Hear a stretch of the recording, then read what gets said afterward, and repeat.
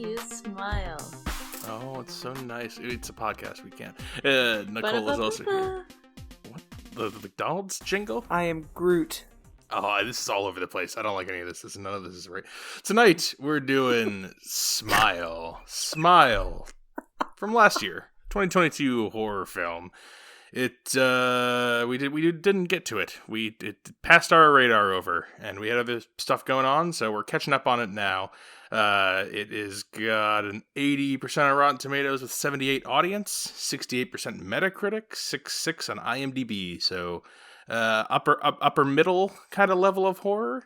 Had you guys seen all of the stuff when this was coming out? Did you know anything about Smile going in? Absolutely not. I know you don't usually see stuff, Jess, but like you usually at least are aware of the horror movies coming out, and this had a lot of advertising. I saw this trailer like probably a dozen times, just like scrolling on TikTok. Really? And shit. I wonder if I saw the trailer and I just don't remember. Probably saw it and was like, yeah, man, I'm going to see that. That looks so good. And then you forgot about it. Yeah, classic. Classic. And then Nicole? I think I saw the trailer once or twice. Yeah, that's it. After witnessing a bizarre, traumatic incident involving a patient, Dr. Rose Cotter starts experiencing frightening occurrences that she can't explain. As an overwhelming terror begins to take over her life, Rose must confront her troubling past in order to survive and escape her horrifying new reality. This stars Kevin Bacon's daughter, Sosie Bacon. Nice little, what is that, Nepo baby? Got a Nepo baby in here. And just Kevin Bacon? Kevin Bacon? What? Just knows Kevin Bacon, right? You're not going to talk about the mom? Who's the mom? Kira Sedgwick. Kira Sedgwick, the daughter was Kevin's Bacon's daughter. It is Kevin Bacon's daughter, yeah. I forgot about Kira Sedgwick. Yes, you are correct. The mom's Kira Sedgwick. The mom is Kira Sedgwick. The dad is Kevin Bacon. And the director is Parker Finn, who is a first-time writer-director. He's had shorts, but this is his feature-length debut. And that's all the preamble you really need. It's a horror movie. It's on... Where did we see this? Hulu? Prime? HBO Max. Prime. There we go. Hulu, not Hulu. Why did I say that? It's on Prime. Smile is on Prime, and we're going to spoil it here now. So if you have any interest, that's where it is. So, as I said, psychiatrist ward is where we're starting. Dr. Rose Cotter, that's the Bacon. She meets with a woman named Laura who had witnessed her history professor kill himself just a few days earlier, died by suicide. And now she claims that there is this entity following her around, terrorizing her, and it just smiles at her. It's a creepy smile, big creepy smile, like the movie Smile. And Laura is freaking out when Rose is in the room, and then she starts smiling, and then she kills herself. And now Rose watched this traumatic thing happen, and we're going to have to watch Rose deal with the fallout, because now, it's a curse movie. It's like all the other curse movies that we could talk about in spoilers, but she's now got the curse, and she sees the smiling creature around, and it makes her go crazy, and she's got past traumas we're going to learn about, and that's the setup of the movie. So, Jess, lead us off. What'd you think of Smile? Yeah, obviously Brennan recommended to me. He knew that this was up my alley. And it was, because this is the kind of stuff that I like to watch. I was surprised it was 2 hours long, because usually horror movies are much shorter. And an hour through the plot, an hour through the movie, when we realized basically the entire the plot, I was like, what is there left? Why is there a whole hour? Is it going to make like a big 360? Because you figure out what's happening pretty quickly. They tell you. I think they straight up tell you. Like, there's not a lot of subtext. They just like literally like it's a trauma monster. Like, and you're just like, where's this going now? You kind of figured it out. You have an idea how it's going to end.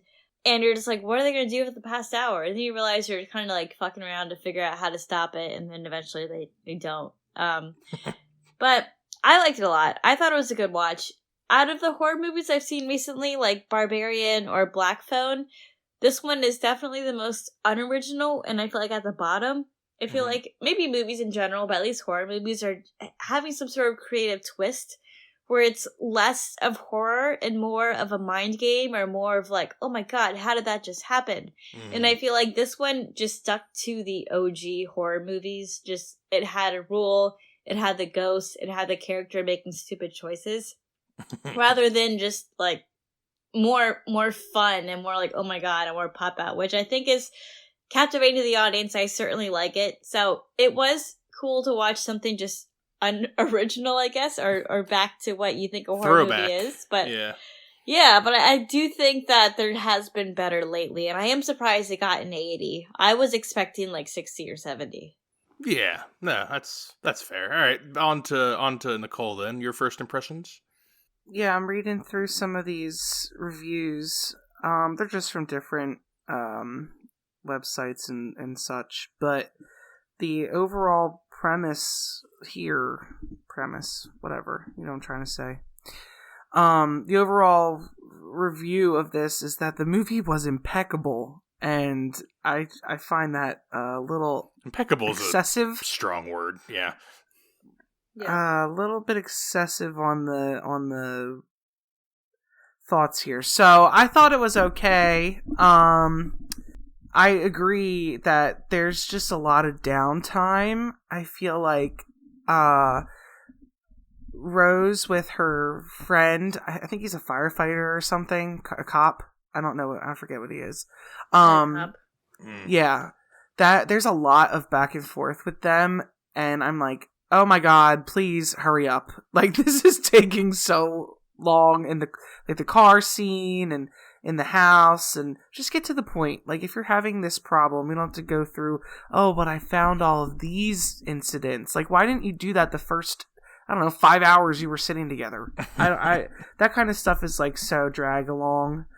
I don't find this to be an original concept, except I guess the method of the possession is different. The smile, as opposed to, I don't know, an exorcism or something. But it's the same thing. It's getting possessed by some creature, and when you die, it gets passed along to somebody else. I feel like I've seen that before. It doesn't make sense to me that it's I don't know what type of creature this is.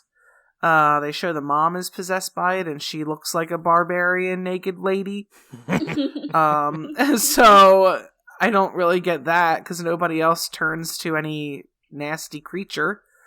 So that's kind of weird.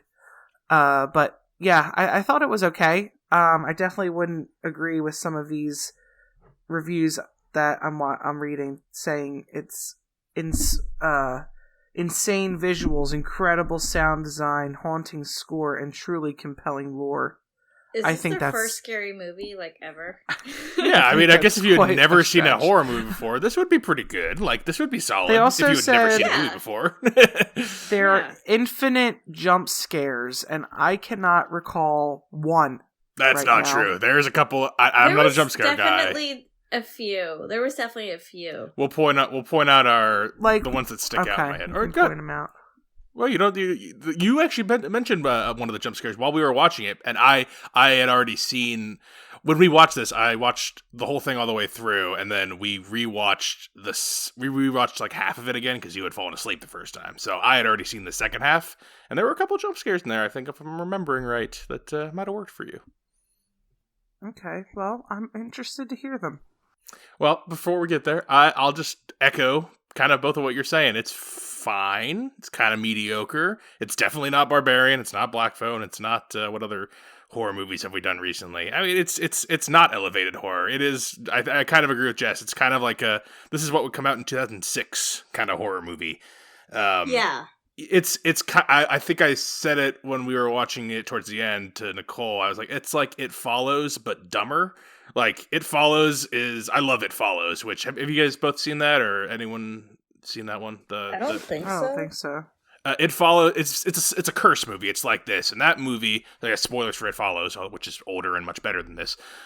You have sex with someone, and then that's how you pass on this creature that follows you. I saw that. Yeah, and then the creature that follows you. It's kind of like an STD. Exactly. It's just like that. But they don't, like, we're in this movie where they're literally like, it's a trauma monster. It feeds on your trauma. In in It Follows, it's all subtext. They don't literally say, "Oh, it's this monster is a metaphor for STDs." Like that's why I'm saying like this is a dumber It Follows. It has the same kind of thing. It's a curse movie. There's a creature coming after you.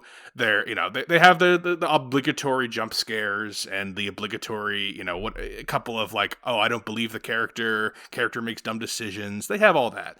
But it's just a notch below a movie like It Follows. So it's like, it's a solid, 2.5, 3 star-ish kind of movie. It definitely drags. Shouldn't be 2 hours. There's some downtime, a lot of downtime. The end might be a little dragged out, although there's at least some. No, there really isn't that much creativity. It's just kind of fine. It's just kind of fine. But yeah, I feel like. I always say this, I hate watching bad movies because I feel like I have such high expectations. I'm like, we've come this far. Mm-hmm. I know there's a lot of smart people in the world. Our technology is great. You have no excuse to make anything mediocre. You've got millions of dollars to fuck around. So like, why are you just doing subpar? I have a lot of faith in people now, and they just let me down. It's interesting that you say all that, and the next review we're doing is something you picked that I believe will be terrible, but we haven't watched that yet. We'll get. Okay, well that's more so to keep the joke going. We'll get to that on the next review. But jump scares. Back to that, Nicole. The woman with the head that falls on the car. The head of the car. The car jump scares. That was my biggest jump scare. That was my biggest jump scare. Was the head of the car. The what? So she the goes. Sister. Yeah, the sister. She goes to the sister, and the sister. So Sosie Bacon is like, I remember that. Yeah, she's falling apart, and this is kind of midpoint of the movie. And she goes to her sister, who's like, suburban housewife lady. And then she goes back to the car, and the jump scare is like she knocks on the car, and you see like the torso, and then like the head falls down. Like it does like a swoop motion, like a hinge. That was actually the stinger in the trailer. Like that was the last thing you saw in the trailer before Smile, like the title sequence came up. Why would they ruin it? That's what I'm saying. Is thankfully when that happened, Nicole, you had not seen that, so it was not ruined for you. And it sounds like Jess, you did not see it coming either. But I knew that scene was coming because I saw the trailer. Honestly, the trailer spoiled most of the jump scares. Thankfully, I'm not a jump scare guy, so I don't really care. Like there's not a needle mover for me, but They spoiled that for people who go to these things for jump scares. They did. They shot their load in the trailer. That sucks. Yeah, but it worked for you guys. It sounds like. Yeah, that was my biggest jump scare. Yeah, I forgot about that. Does anybody else feel like this woman is in the wrong profession? The actor or the character? Oh, the character. I thought you were insulting her acting abilities. Yeah. Same. I was like, what? You think she should be a teacher? Like, I don't know. I thought Sosie Bacon was fine. Like she is fine. Like I don't think she was bad or good. She was serviceable. But no, what do you mean? What do you mean? Different profession, not a psych ward nurse or whatever. I just feel like she was the worst psychiatrist I've ever seen. Oh yeah, she gave like the worst advice. Worst advice. Couldn't keep her own shit together. She can't be worse than her own shrink. To be fair, lady. We are introduced to her at her low point. Like the movie starts off with her getting the trauma attack from the patient killing herself, and from then on out she spirals. But like, yeah. Well, she also went into a patient's room, that guy that was having an episode, and attacked him. But the reveal in the movie is that he wasn't having an episode. He was actually like not doing anything, and she thought she saw the smile demon, and that's why she goes in there. She needs to keep her shit together. Well, she couldn't because the smile demon's after. Because that's the She needs better training. Better training from the smile demon? How do you train from the smile? She didn't read the rule book. What to happen when a demon takes over your patient? Like she didn't get to that point in school. That's got to be one of the classes in some artsy fartsy school. Yeah, none of them studied up for this. If you have a possession come in, I liked the. I think my favorite scene might be the birthday party scene with the dead cat or whatever. So morbid. Oh, it's like that was unexpected. It was yeah, I liked it. One, because it was unexpected, and then two, because it just like it feels like a scene where like it convinces me that she's spiraling good. Because sometimes these movies are like, they kind of gloss over the spiral. You need to have the spiral. You need to have the person, a regular person starting off, and then traumatic thing happens. Horror things are happening throughout the movie, and she has to lose connection. She has to lose her friends and her sister, and all these people have to stop trusting her so that the smile demon can continue to consume her. And I think the birthday party scene is super effective at that, with between the shock value with the kids, and then the one woman doing the smile in the corner, and then she freaks out. I thought that was a good, like, for me, that was the highlight of the movie. The back half is a little, I'm kind of with Jess, after the hour mark and the trauma talk already happens, I'm like, well, let's just get to the final confrontation then, because we know the stakes. Yeah. We know who the good guys and the bad guys are. We know the rules, generally. But, let's just get there. And it kind of meanders around for a little bit longer. I liked when she visited the guy in jail to try to figure out how to stop it, because she figured out that he knew. And he got so pissed. He's like, I escaped the smile and you're fucking back here to give it back to me? Hell no. Point. Get the hell out of here. I forgot about that. That is actually really good. Because, at the first he's, hesitant, but as soon as she says, I need to stop it, he's like, wait, you have it? Get the fuck away! He just freaks out. Oh, it's so good. It's kind of like she had, this disease that was, going to kill him. I mean, and honestly, it kind of is. I mean, but literally. He was like, I spent so much time and energy defeating myself, and now you're just nonchalantly sitting here gonna give it back to me? Hell no. I like that. That was the, did you recognize him, Jess? That's the guy who plays, the, sheriff. Yes, he's in Stranger Things. He's the other cop. He's the cop that's, Sheriff Hopper's. I saw him and yes. Yeah, he's the sidekick cop. I immediately knew I knew his face. I couldn't remember from where. He's probably in other stuff, too. That's what I recognize. I'm like, oh, it's the Hawkins deputy is the guy in jail. And then who other? Yeah. There's other appearances. Cal Penn, everyone knows from Harold and Kumar. He's one of the doctors. He pulls his face off in a scene. That was extra.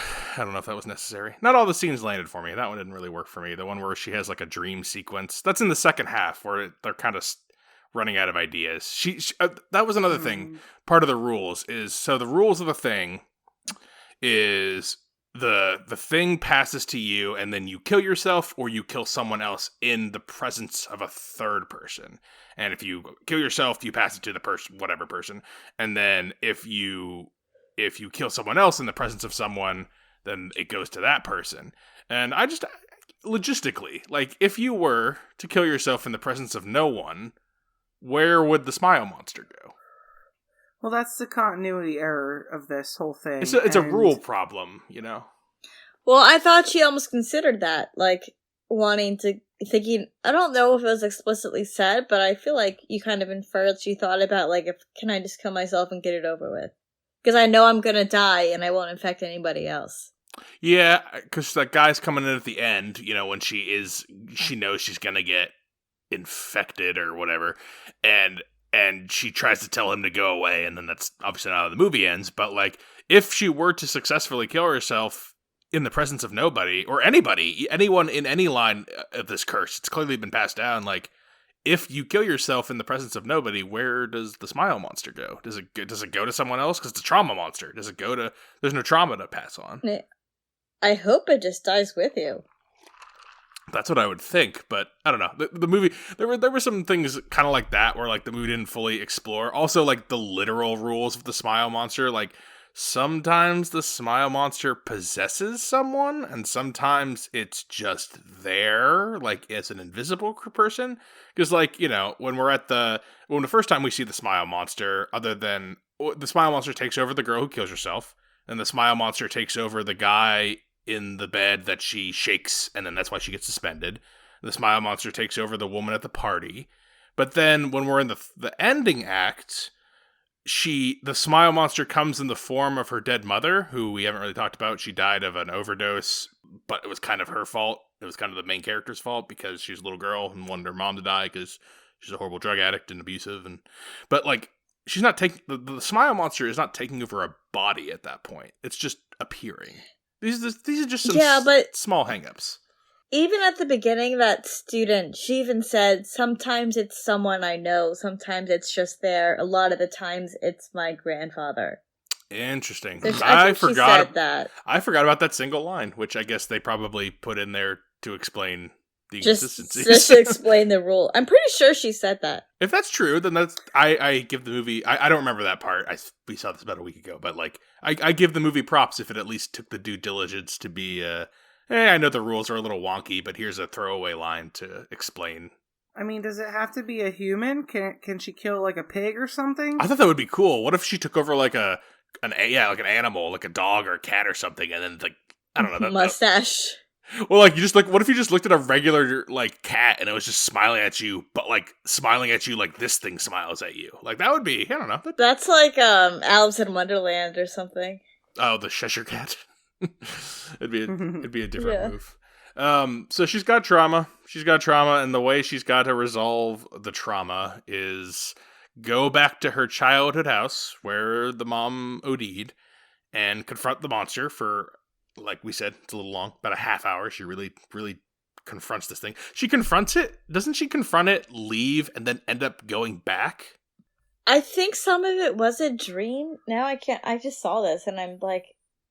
It's not super clear. I can't remember. Do you remember, Nicole, exactly how that, like... I feel like she... No, I thought the whole thing was confusing. Like, and that's the other thing, like, that's the first time that I realized that it's like a humanoid thing. I just thought that she was seeing stuff the other times, like the person in the chair. I didn't really expect there to be a person in that chair. But now it's like some Demogorgon fucking thing. I hate stuff like that. I really do. Why can't it just be a thought or like a I don't know, a mind parasite? I don't know, something like that. Why does it have to be some naked stringy thing in a body? It reminded me of It Chapter 2, the grandma in It Chapter 2 who turns into like the big like lurchy creature. That's what it reminded me of. The smile monster before it became the smile monster when it's between ripping its skin off and being all the jaws and being, a person. The least favorite part, or the weirdest part that just didn't even fit, was one of the last scenes where Rose had her mouth open real wide, and then the smile monster or whatever was this really gold animal-like thing that was crawling inside of her. Wait, do you remember that? It was gold? I thought it was like a pink flesh color, like thing. I thought it was like glowing gold. Huh. Might have been no, I got a it. TV setup. I remember the scene you're talking about. Did not look as... I didn't think that her smile was as creepy as everyone else's smile either. I said that exact thing. I thought at the very end, she just did like a normal weirdish smile, but like Student did a very, very, very like eerie, crazy. Yeah, they could have animated smile. her face a little more to make it some big creepy smile. It was, yeah, I said the exact same thing. Well, like in that Truth or Dare movie where they smile like extra big. Oh yeah. I never saw that. That's the thing. Like I will say about this, because I didn't love this. I think it's a fine 3-star kind of throwaway movie, but it's not like those kind of movies. Like what are we? Fantasy Island or The Turning, or there was for a while there was a couple months there at some point where we were watching just the worst horror movies that were just like so bland and so cookie cutter. And this is not new or like particularly fresh, but at least it's got we've said there's some scenes that it executes well. There's a couple of good jump scares. The acting's fine, but yeah, it's not like complete garbage. I was kind of expecting garbage. 80% does seem high though. Yeah. I kind of agree with that. I would put this at, I don't know. If I had just seen this and you told me what was the score, I would have guessed like 58. Maybe 63, something like that. Like right teetering on the fresh run. You were spot on when you said like this is kind of like a 2006 horror movie, because I could totally see this as a commercial when we're all in high school and me and my friends are like, oh, let's go see this in theaters on a Friday night, and it would be this movie. Like I can't think of anything that would have happened 20 years later or versus then that would be any different. I mean, maybe the phone... Or any evolved. Yeah, it would be an iPhone 1 instead of an iPhone 14. That would be like the only difference, you know? That literally would be the only difference. Like, I could totally see this as a movie that we all saw in high school.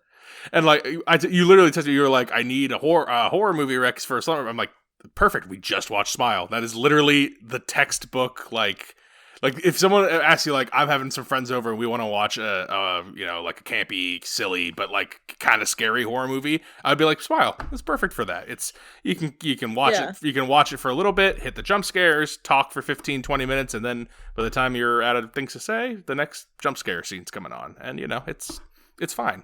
It works on that level. Mm-hmm. Oh, it sounds like we're winding down. Well, sounds like we're winding down. Yeah, are we done? This is a light episode. Any other points to... Well, it's just because it's 2 hours, but it's a whole lot of nothing. Like we said, like the first half of the movie, you figured out everything.